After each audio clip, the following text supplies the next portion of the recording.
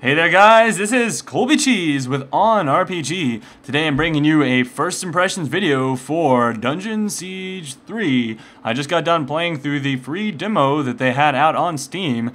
There are a few things that I did like about the game, a couple things I did not like about the game. So I'm going to go ahead and go through those now while showing you some gameplay and a bit of footage from the game as well. When first stepping into the game, you'll notice that it does look quite beautiful. There's some great graphical effects going on, really cool particle effects and nice environments. They did a great job of creating these nice, captivating scenery and lots of little doodads all around. So it does feel nice playing the game. Alright, but I'm going to go ahead and go into the various different elements that I noticed within the demo and kind of talk about my thoughts on those, and you guys can kind of make your own decisions as well.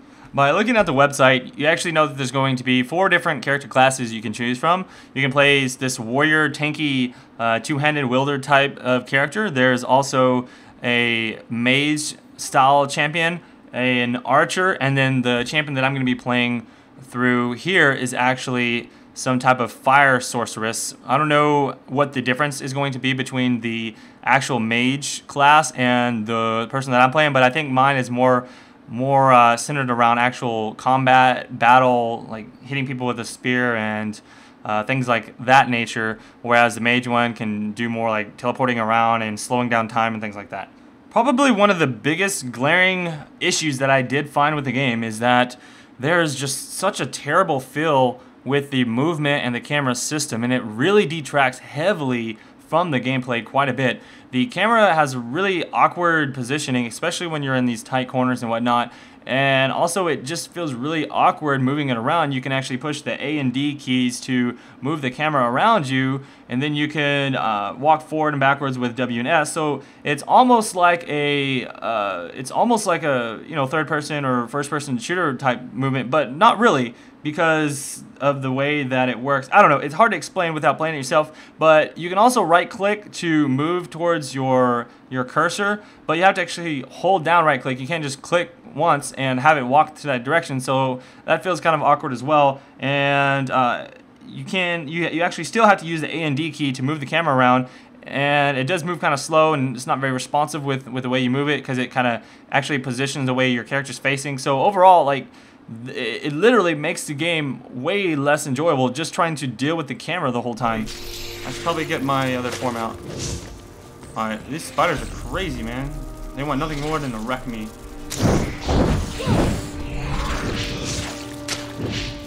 Let's get my little fire jackal out here, shall we? Ah, dude, the camera control is terrible! It literally makes this game almost unplayable. Oh man, I'm so surrounded right now. From playing through the demonstration, however, there doesn't really appear to be a lot of variation in the abilities that you can choose from. So what I can tell is you can actually only have about 3 at a time, and there's only around 9 abilities per champion that you can even learn in the first place. You can actually upgrade some other passive stats when you level up that affect those abilities as well, based on your other stats that you get from items and whatnot. But I don't really care. I mean, I want something flashy. I want to have more variety in my abilities. So, I don't know. It's kind of fun to play around with the abilities that you do have in the demo at first. However, it just doesn't feel like there's going to be all that much use in them. Or I guess you could say that you're going to get bored of them quickly. The game feels, from playing through it, it's kind of got the Diablo-esque feel of it, where you're going to be running around doing hack and slash and leveling up, getting extra items and doing some abilities and things of that nature. It also has kind of that RPG element from games such as Mass Effect and The Witcher, etc., where you can actually choose various chat options that will affect things in the game, such as I don't know, I guess the outcome of the game. Maybe you can choose different chat options that are going to make certain characters follow you, or I don't really know how that works from the demo. It doesn't seem like what you say actually affects anything at all, other than just boring you with chat that you don't care about. Well, I don't know, some people like to hear about the story, but in this game it didn't seem all that engaging, so I just kind of clicked through everything as fast as I could to try out the gameplay a little bit more. Anyhow, I don't know if I like that style in a hack and slash game like this. If I was playing a game like Mass Effect or a game like The Witcher, like I don't mind reading all through the text and letting the people talk and try and get a more immersed into that storyline feel. However, in a hack and slash game, I just want to run around and kill things and get cool loot and play with my friends. So I'm not sure how that's going to feel overall, but in my opinion, I don't like the mesh of it. Now, I actually like games to be really difficult, and so luckily this one actually has a hardcore mode on it, which says that apparently you can play this game if you're a hardcore gamer and you like to throw your controller and you're going to be pissed off or something like that. So I was like, well, I am the type of person that gets pissed off and throws controllers a lot, so I guess I'll play this mode. Now, playing through it, it does feel like it is going to be a little bit difficult on hardcore. I actually died probably on my second fight of the game. Oh, shoot. Oh, they're jumping over. They want some.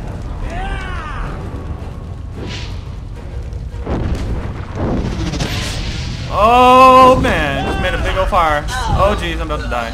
What the hell? Now, that's not necessarily that bad. I was still trying to figure out the game. I feel like it's a little bit more difficult, not because the encounters are hard to deal with, but more like the control of the game is kind of clumsy. So let me try and explain what I mean by that. There are just a couple of different fighting mechanics that are put together to pretty much add up how you're going to be playing the game. So you've got two different stances on each champion.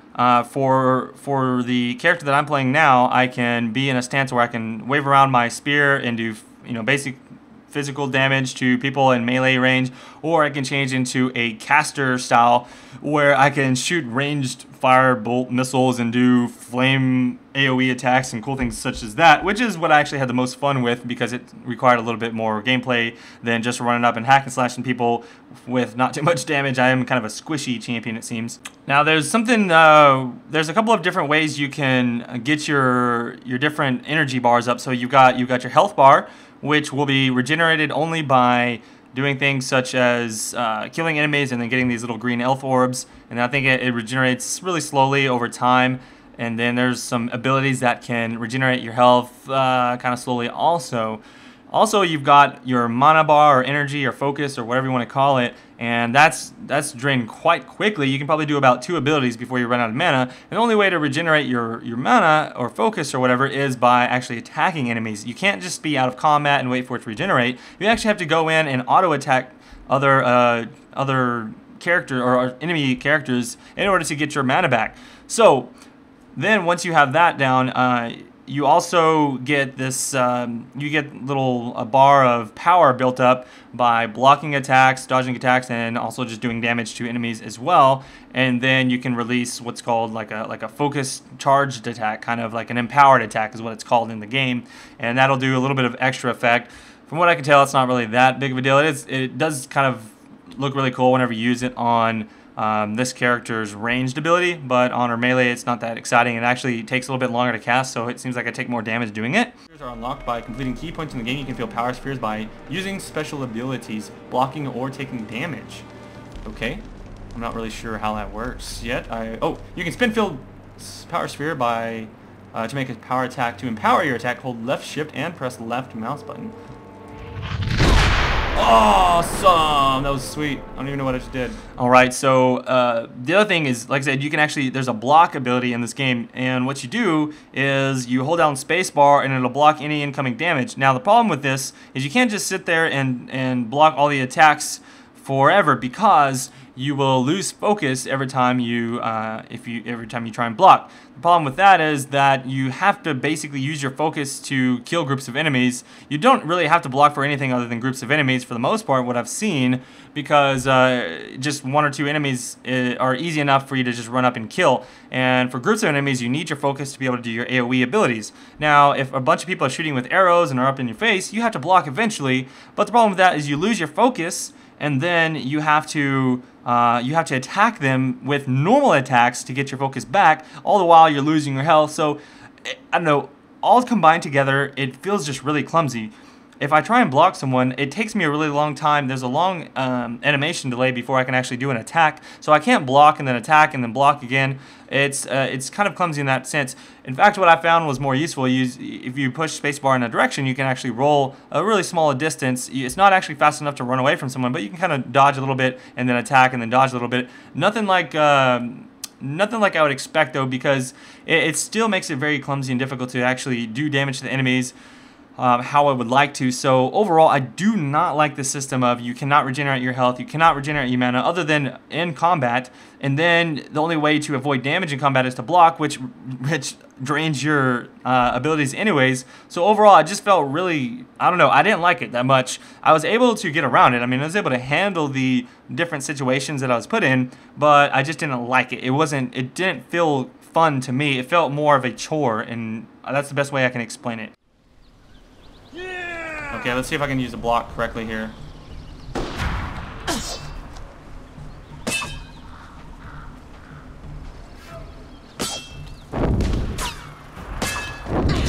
Yeah, this is really, I don't understand.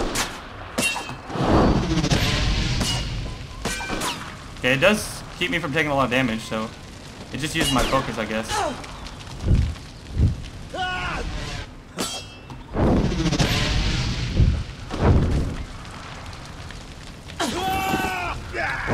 Alright, well that actually didn't... That being said, some of the abilities are quite fun to play around with. I did enjoy laying down little fire AoEs and then rolling out and trying to get enemies to run through them and then block and then roll around. I mean, it was kind of fun for a little bit to kind of go through and do that.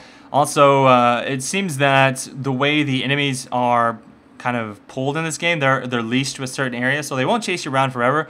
So it seems that you actually have some options where you can run in and a bunch of hard enemies will come after you. You can run back to their leash point and then just try and shoot them down as they run away, and that feels like it's one possibility for this type of class where I'm really squishy.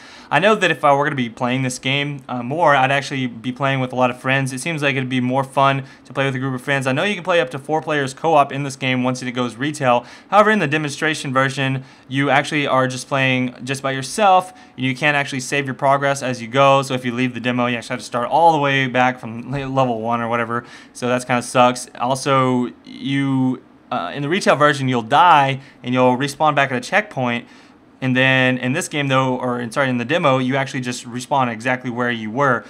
The other thing with the multiplayer though is it's more like Halo, where instead of using checkpoints, what you'll do is if one of your party members dies, then your allies stay alive and they finish off the fight and everything's out of combat, then you'll be able to revive. So if you have played through the co-op on Halo, then you'll know what I'm talking about with that. All in all, the game is fairly entertaining at first. However, I don't know how long it can actually keep my interest. It does seem that the lack of variety in this game will soon get old, and I'll probably move on to something else. I don't know if I'll be picking this one up, to be honest, but perhaps if I had nothing better to do and my friends wanted to suffer through it with me, I might think about it. Although, taking a nap kind of seems like a better idea. Anyways, if you guys want to see more about the game, check out OnRPG.com, or to discuss it, go to OnRPG.com/boards. This is ColbyCheeZe. Peace out. Get him, doggy. Alright, there we go. My doggy's gonna help me out a little here. You gotta get out of that thing. That looks like a trigger. Ah, nice, finally. Lots of gold on that. I got a witch blade. Shaman staff, rich blade. Oh shoot, there's more people coming! Ah!